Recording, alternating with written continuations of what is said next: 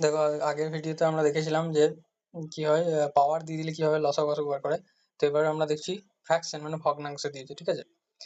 তো ভগ্নাংশ দিলে আমরা কি করব, অঙ্কতে যেটা বলবে, ঠিক আছে, যেমন এটা ধরো লসাগু নির্ণয় করতে দিয়েছে, তো উপরের গুলো মানে লবগুলো তাই করতে হবে। হ্যাঁ, অঙ্কে যা বলবে উপরের গুলো তাই করতে হবে, আর নিচেরটা হচ্ছে তার উল্টো। মানে এখানে 9, 21 আর 63 এদের লসাগু বের করব, ঠিক আছে। তাহলে 9, 21, 9, 21 আর 63 এদের লসাগু কত হবে? 63, ঠিক আছে। দেখি বুঝতে পারছি 63 এর মধ্যে বড় সংখ্যা, যেটা এই 9 আর 21 দিয়ে কেটে যাবে। আর নিচের গুলো কি করতে হবে, যেহেতু অঙ্ক আমাদের লসাগু বলতে, তাহলে উপরে লসাগু বললাম, নিচে তো করতে হবে গসাগু।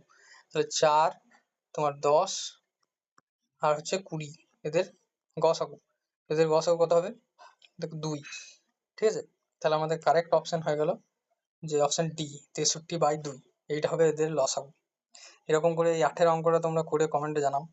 এদের বা এদের তোমরা গসাগু বের করতে পারো এই অঙ্ক দুটো দিয়ে করে জানাও।